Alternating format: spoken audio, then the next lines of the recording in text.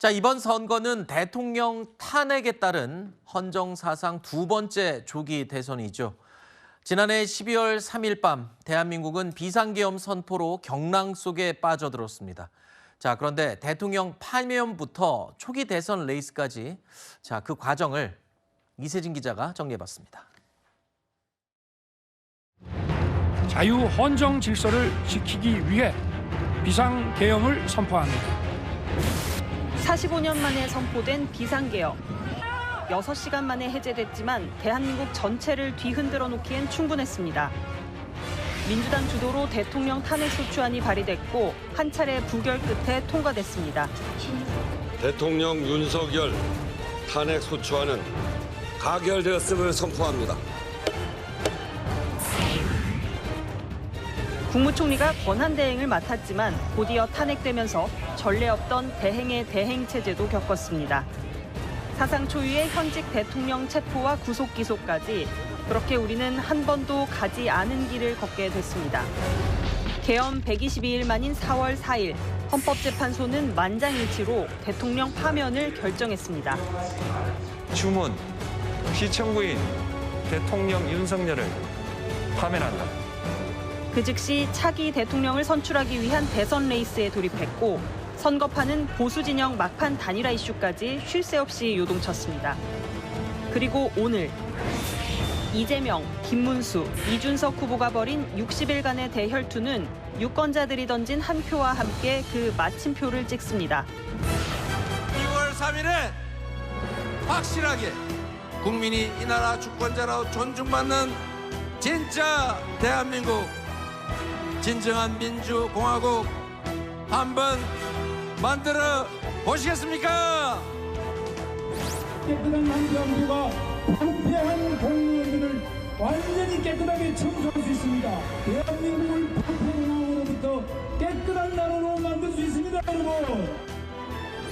대통령이 된다면 첫날부터 능숙하게 대한민국을 다시 한번 우상향시키는 그런 지도자가 되어서 여러분의 한 표에 보답하겠습니다. 채널A 뉴스 이세진입니다. 통상적인 경우라면 새로 들어서는 정부는요, 대선 직후에 인수위원회를 활용하게 됩니다. 그래서 국정 운영의 청사진을 그리게 되는 건데요.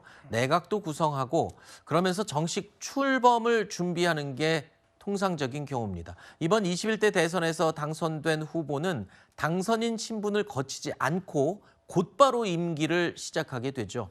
인수위원회도 없습니다.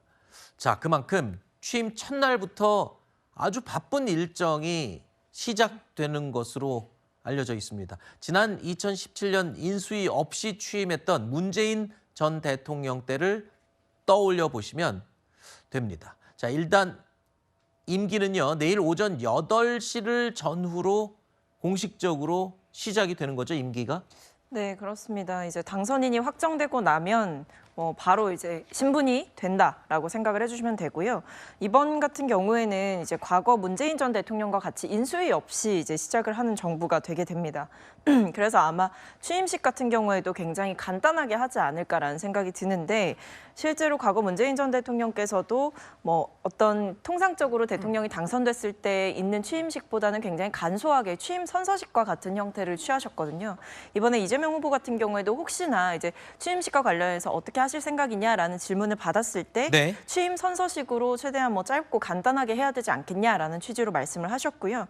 실제로 아마 이 문재인 전 대통령 때보다도 어떻게 보면 더 축소될 가능성도 있다 이렇게 전망이 되는 상황이라 원래 통상적으로 대통령이 이런 사실상 보궐선거의 형태가 아니라 조기 대선의 형태가 아니라 취임식을 정상적으로 이제 하게 되는 경우에는 행안부가 당선인과 인수위와 이렇게 협조를 해가지고 정리를 하게 되거든요. 근데 지금 같은 경우에는 앵커께서 언급해 주신 것처럼 당선인이 확정되고 인수위 없이 바로 정부가 시작이 되기 때문에 네. 상당히 간소화된 형태로 취임 선서식을 하게 될 가능성이 높다 이렇게 봐주시면 되겠습니다. 네. 그리고 문재인 전 대통령도요, 임기 시작 1분 만에 합참의장으로부터 보고를 받았었는데요. 이것도 굉장히 의미 있는 절차가 이번에는 될 것 같습니다.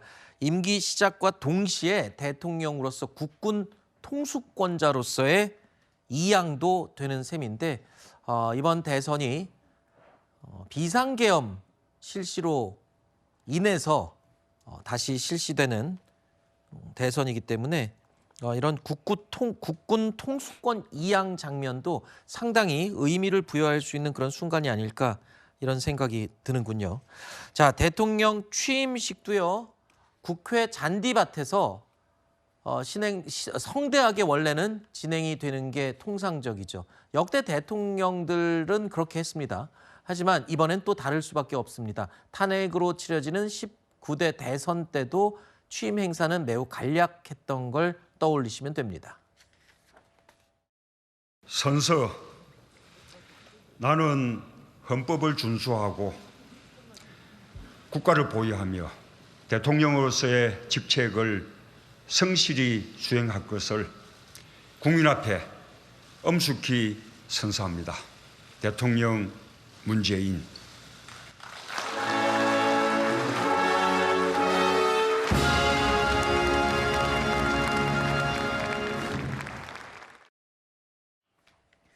자, 이렇게 간략하게 취임식이 치러지고 나면 내일 오후에는요, 당선인은 집무실로 출근을 하게 됩니다. 그야말로 곧장 대통령 임기가 시작되면서 본격적인 대통령의 업무를 시작하게 되는 거죠. 자, 그런데 새 대통령은 과연 어디서 근무를 하게 될지도 궁금합니다. 현재는 용산에 있는 대통령 집무실을 어떻게 할지를 두고도 의견이 엇갈리고 있는데요. 청와대로 들어갈지 아니면 현재 용산 집무실을 사용할지 이 부분도 굉장히 관심사입니다. 정현주 기자의 보도입니다. 윤석열 전 대통령이 탄핵으로 물러나면서 대선 후보들은 집무실 이전을 공약으로 내세웠습니다. 먼저 이재명 더불어민주당 대선 후보는 대통령직 인수위원회가 없는 만큼 용산 대통령실에서 업무를 시작한 뒤 청와대로 이전하겠다고 했습니다. 일단 용산을 쓰면서 다음 단계로는 청와대를 신속하게 좀 보수해서 그쪽으로 다시 들어가는 게 제일 좋겠다. 다만 이 후보는 세종으로 옮기는 게 마지막 종착지란 의견을 더했습니다. 김문수 국민의힘 후보도 당장은 용산으로 갈 수밖에 없다고 했습니다. 지금 용산 아니면 뭐 우리 집에 봉천동 우리 집에 있든지 그밖에 없지. 청와대는 이미 다 개방이 돼 있습니다. 갈 데가 없습니다. 김 후보도 장기적으로는 세종으로 가는 게 올바른 방향이라고 했습니다. 이준석 개혁신당 후보도 다르지 않습니다. 먼저 정부 서울청사를 활용한 뒤 세종으로 이전하는 방안을 검토 중입니다. 용산이라는 공간은 이미 윤석열 정부의 불통의 상징이 된 지 오래고 구체적인 방법과 시기는 다르지만 후보들 모두 집무실을 세종으로 이전하겠다는 공약을 내놓은 겁니다. 실제 세종으로 이전할 경우 수도권 집중 완화와 인구 유입 등 지역 경제 성장 효과가 클 거란 전망이 나옵니다.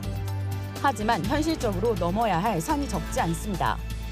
세종시를 수도로 명시하려면 국민적 합의를 통한 개헌이 필수입니다. 앞서 청와대에서 용산으로 옮길 당시 최소 800억 원이 넘는 예산이 들었던 만큼 이전 비용도 무시할 수 없습니다. 채널A 뉴스 정현주입니다.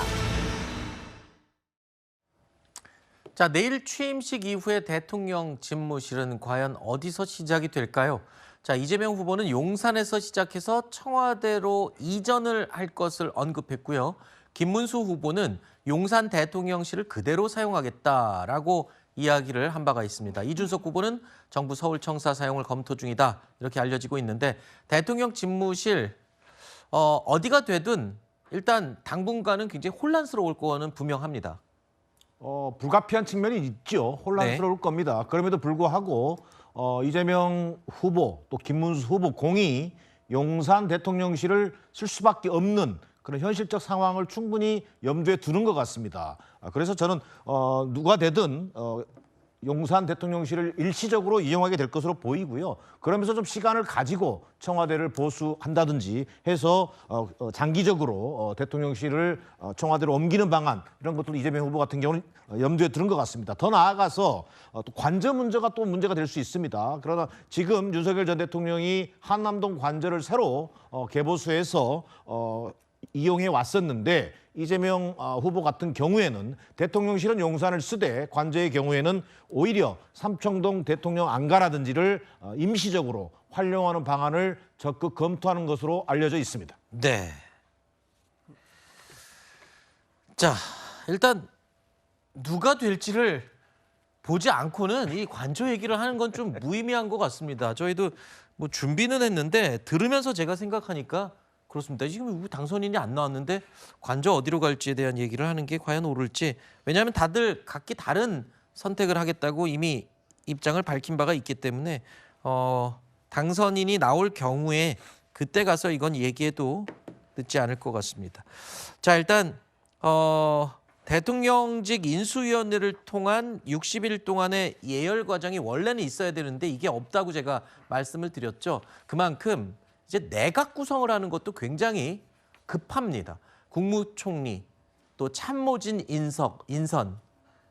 이걸 과연 진짜 신속하게 빨리 하는 것도 관건인데 이게 그냥 하는 게 또 아니지 않습니까? 이게 아무나 안 치는 게 아니고 인사검증이라는 걸 또 거쳐야 되잖아요. 그냥 하는 게 아니라 이 사람이 문제는 없는지 또 이 적합한 사람인지 또 검증을 거쳐야 되고 이게 잘못될 경우에는 또 추후에 정치적으로나 논란뿐만 아니라 책임도 져야 되는 경우가 왕왕 있잖아요. 맞습니다. 사실 저희가 회사에서 사람 한 명만 바꿔도 인수인계를 몇 개월간 하기도 하지 않습니까? 그런데 정권을 인계받으면서 인수위원회가 없다라고 하는 것은 즉답적으로 모든 의사결정을 해야 되고 인사와 재정 관련된 문제부터 처리를 해야 한다.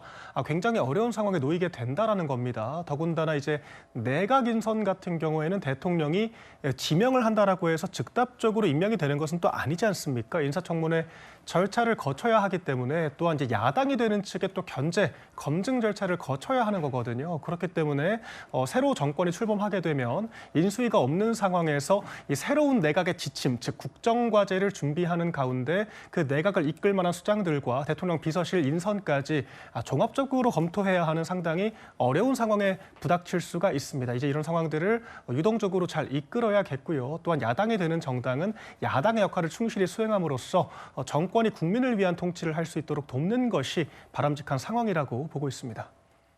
네, 여러분 특집으로 지금 대선 뉴에라 방송 함께 하셨습니다.